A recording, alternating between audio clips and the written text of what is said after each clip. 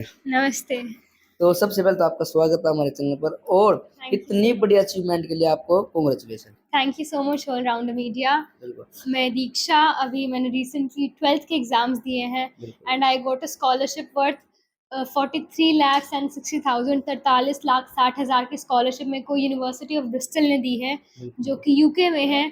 और ये जी Bristol university की रैंकिंग पूरे विश्व में, जैसे एक रैंकिंग होती है यूनिवर्सिटीज़ के, फर्स्ट है, ये सेकंड है, बिल्कुल। तो 55वीं रैंक की यूनिवर्सिटी में मेरा एडमिशन हुआ है। जी। आपकी जानकारी के लिए बता दूं कि दिल्ली यूनिवर्सिटी है, उसकी रैंकिंग है 250 पूरे वर्ल्ड में। हाँ बिल्कुल। और जो हमारी आईआईटी बॉम्बे है, उसकी रैंकिंग है 149, जी 149। बिल्कुल। तो मेरे को 55वीं रैंक की यूनिवर्सिटी में मेरा एडमिशन हुआ है एरोस्पेस इंजीनियरिंग में, जिसमें हम स्पेस के बारे में, सैटेलाइट्स के बारे में, उनके बारे में जानेंगे, उनके ऊपर वर्क करेंगे।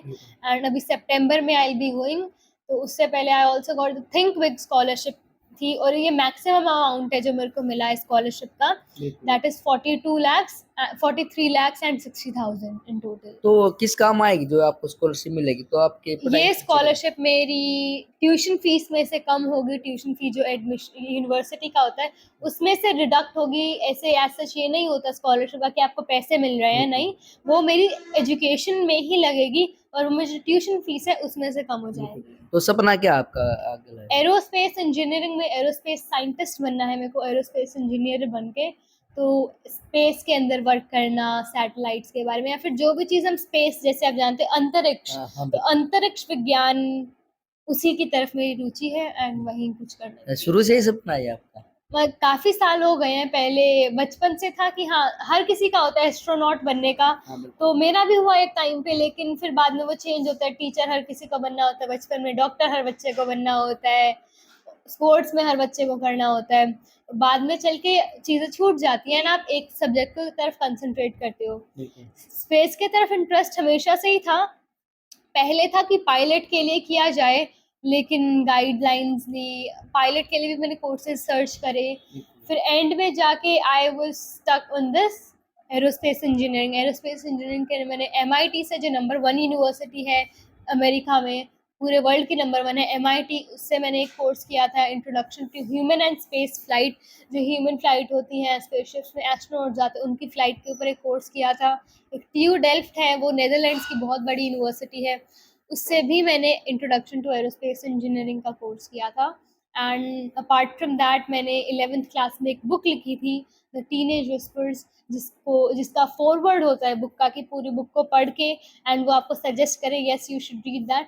तो किरण बेदी जी, आप सब जानते तो हैं, विमोचन वगैरह भी करवाया था उसका जो बुक आपने लिखी थी? उसका पब्लिश? फॉरवर्ड पब्लिश्ड है, ये अमेज़न किंडल पे है, तो ये ऑनलाइन है अभी बुक। मैंने सॉफ्ट हार्ड कॉपी नहीं करवाई है बिल्कुल इस बुक बिल्कुल। की, बट ये अमेज़न पे है, आप अमेज़न पे सर्च करोगे। किंडल पे जो है, आप ऑनलाइन पढ़ते हैं किंडल, अमेज़न किंडल काफ़ी फेमस प्लेटफॉर्म है रीडिंग के लिए, उस पे अवेलेबल है और अमेज़न पे भी अवेलेबल है। तो देख सको छोटी सी उम्र जहाँ आते हैं कि आजकल बच्चे भाई कोर्सेज में चले जाते हैं, बड़ी बड़ी उसमें चले जाते हैं, लेकिन इतना ज्ञान नहीं होता। लेकिन गुड़िया ने 11वीं क्लास में भाई बुक लिख दी थी, बहुत बड़ा रिकॉर्ड अपने आप में, बहुत बड़ी बात है। तो फिलहाल पूछें गुड़िया तो गांव तक बिलोंग कराया, सिटी तक बिलोंग कराया? तो फिलहाल थोड़ा सा तब गांव। मैं कोहण गांव की रहने वाली हूँ एंड बचपन में मेरी स्कूलिंग SD हरित मॉडर्न स्कूल कोहण में हुई, जो हमारा खुद का स्कूल है।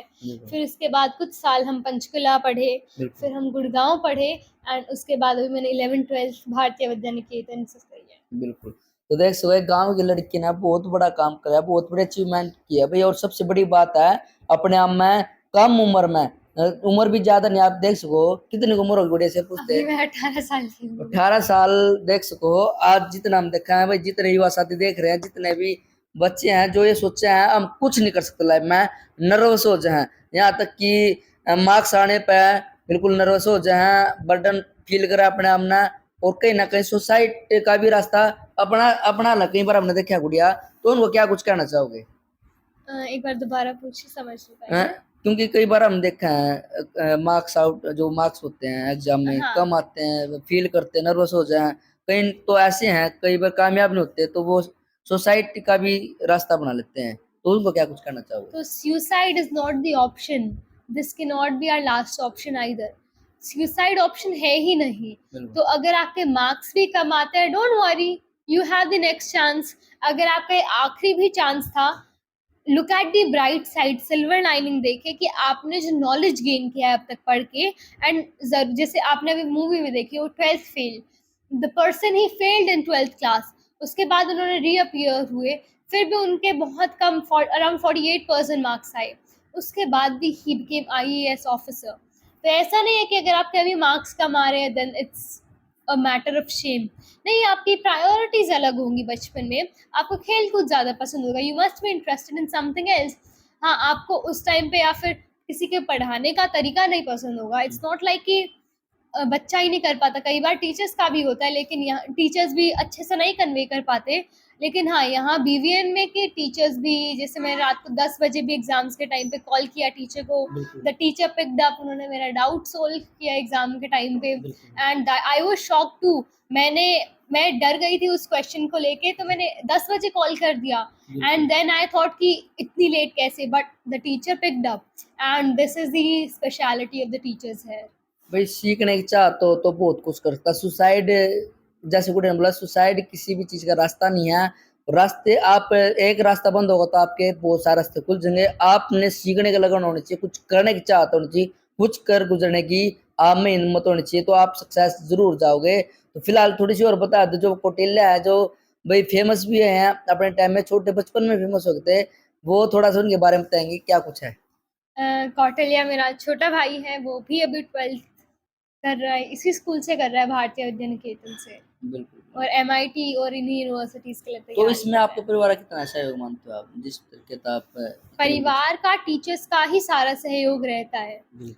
If you have the potential it's good, but अगर उस पोटेंशियल को राइट पाथ ना मिले, तो एक मैं अपनी लैंग्वेज में समझाऊंगी, आप दिवाली पे रॉकेट छोड़ते हैं, अगर वो रॉकेट आप बॉटल में रखते हैं एंड वो नीचे गिर जाए, वो नहीं उड़ेगा। उसको आपको एक प्रॉपर डायरेक्शन, उसके अंदर सारा पोटेंशियल है, रॉकेट की गलती नहीं है, लेकिन डायरेक्शन देने वाले की गलती हो जाती है।